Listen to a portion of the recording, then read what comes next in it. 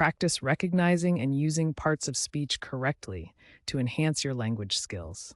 Additionally, pay attention to how conjunctions are used to connect ideas within a sentence. Different sentences. Idioms. The text does not contain many idioms. It mainly focuses on dialogue and conversations without many idiomatic expressions. Contextual meanings. The text presents various layers of context, including sarcasm, humor, family dynamics, religious references, and a discussion on beliefs and values.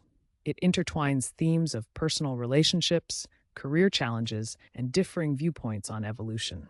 Students can explore how these contextual meanings contribute to understanding the characters and their interactions within the text. Category: slang and informal expressions. In this text, several slang and informal expressions are used, such as having trouble, take a shot at, nonstop, pack up, watch your mouth, and let's go home. These expressions add a casual and conversational tone to the dialogue. When analyzing slang and informal expressions in a text, it's essential for students to pay attention to how they contribute to the overall meaning and tone of the conversation. They can also observe how these expressions differ from more formal language and how they are commonly used in everyday conversations.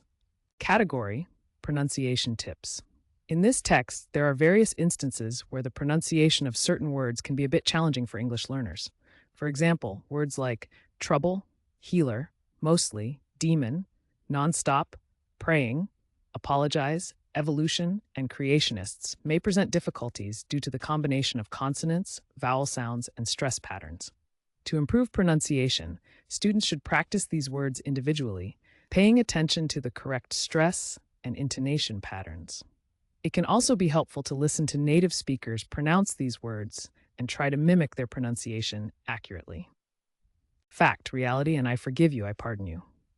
References. The text contains references to church, healing practices, Los Angeles, Texas, and the debate between evolution and creationism. These cultural references provide insight into the characters' backgrounds and beliefs. Students can learn more about these cultural aspects to better understand the context of the conversation. Figurative language. The text does not contain many examples of figurative language such as metaphors or similes.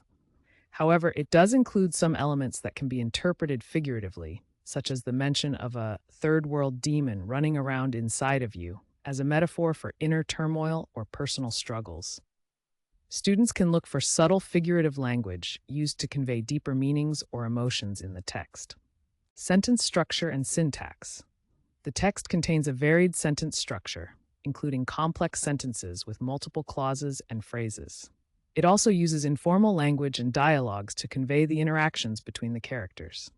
The syntax is mostly conversational, reflecting the natural flow of spoken language. Students can practice analyzing and understanding different sentence structures by breaking down the text into individual sentences and identifying the main clauses, subordinate clauses, phrases, and conjunctions used.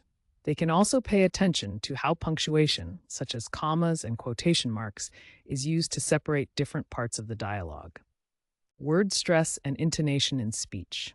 The text includes various examples of word stress and intonation in speech, which can help convey different emotions, intentions, and tones in a conversation. Pay attention to how stress is placed on certain words to emphasize meaning, and how intonation rises and falls to indicate questions, sarcasm, excitement, or other nuances in communication. False friends. In the provided text, one example of false friends is the word opinion in English and opinión in Spanish. While the words look similar, they have different meanings. In English, opinion refers to a belief judgment about something, whereas in Spanish, opinión refers to a point of view or a formal expression of thoughts. This difference illustrates the importance of understanding false friends when learning a new language.